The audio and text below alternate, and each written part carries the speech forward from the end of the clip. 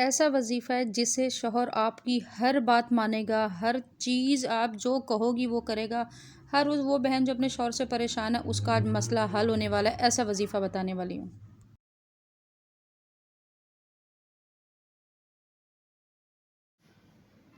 السلام علیکم فرینڈز، کیسے ہیں آپ سب لوگ؟ آئی ہوپ آپ سب لوگ خیریت ہوں گے۔ میں بھی الحمدللہ بالکل ٹھیک ٹھاک ہوں۔ اگر آپ میرے چینل پر نیو ہیں تو آئی ہوپ امید کرتی ہوں کہ آپ لوگ میرے چینل کو سبسکرائب کریں گے، اور ویڈیو اگر پسند آئے تو لائک کیجیے گا، سبسکرائب کیجیے گا، شیئر کیجیے گا فرینڈز اینڈ فیملی میں، اور اپنے اوپینین کا اظہار مجھے کامنٹ باکس میں کرنا بالکل نہیں بھولے گا۔ آج ہم بات کرنے والے کہ ہسبینڈ جو بگڑے ہوئے جو ہسبینڈ ہوتے ہیں ان کو کیسے سدھارا جا سکتا ہے، اور ان کو کس طریقے سے کیا ایسا وظیفہ کیا جائے کہ وہ بالکل تیر کی طرح سیدھے ہو جائیں، اپنی بیوی کی بات مانے، اپنی بیوی کو وائف کو تنگ نہ کرے، اور ایک اچھی آئیڈیل لائف جیے۔ آج ہم اس کے اوپر بات کریں گے، لیکن اس وظیفہ کو کرنے سے پہلے ہم نے کیا کیا کرنا ہے، پہلے میں آپ کو وہ کچھ چیزیں ہمیں، کیونکہ پہلے ایفرٹ لگانی چاہیے۔ اگر وہ ایفرٹ ہماری کام کر جائے تو ویل اینڈ گڈ، اگر نہ کرے تو پھر تو وظیفہ ہے ہی ہے، ٹھیک ہے۔ تو سب سے پہلے جو میری بہنیں، جتنی بھی بہنیں ابھی سن رہی ہیں، جب آپ لوگ کی شادی دیکھیں، ایک انسان کی جب شادی ہوتی ہے نا تو خالی ہسبینڈ کے ساتھ نہیں ہوتی، اس کی فیملی کے ساتھ بھی ہوتی ہے۔ تو ہمیں جب ہم اپنے گھر میں بہت ساری چیزیں صبر سے اور تحمل سے برداشت کرتے ہیں نا، تو ہمیں سسرال میں بھی کرنی پڑتی ہے، کیونکہ جب سسرال میں آپ جاتے ہیں، ایسا نہیں کہ پورا سسرال آپ کی وجہ سے چینج ہوگا، آپ کو چینج ہونا پڑتا ہے، آپ کو صبر کرنا پڑتا ہے۔ ایک عورت جب صبر کرتی ہے تبھی گھر بستا ہے، ایک عورت جب صبر کرتی ہے اور تحمل سے کام لیتی ہے تبھی اس کا گھر بستا ہے۔ میں اس بات پہ کبھی بھی میرا مطلب دو رائے نہیں ہے کہ گھر بسانے میں زیادہ ایفرٹ جو ہوتی ہے وہ عورت کی ہوتی ہے، عورت کمپرومائز کرتی ہے تو گھر اچھے سے ایک خوشحال زندگی گزرتی ہے، ٹھیک ہے۔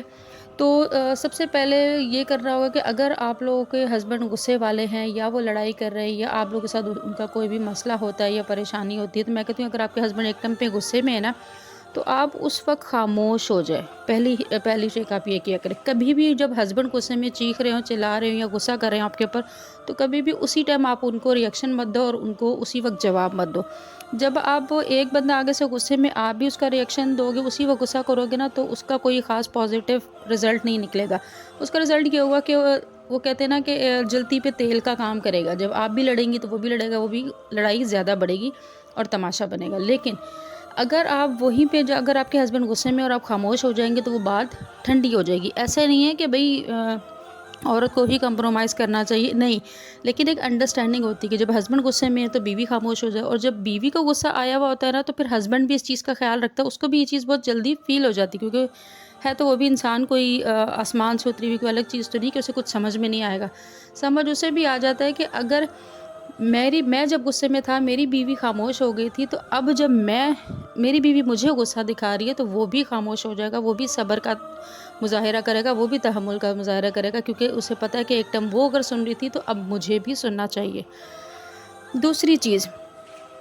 چیز یہ ہے کہ جب آپ کے اپنے دیکھیں، ہم لوگ جب ہسبینڈ سے عورت جب اپنا مقابلہ کرنے لگ جاتی ہے نا کہ میں یوں، یہ چیز میری اور یہ چیز تیری،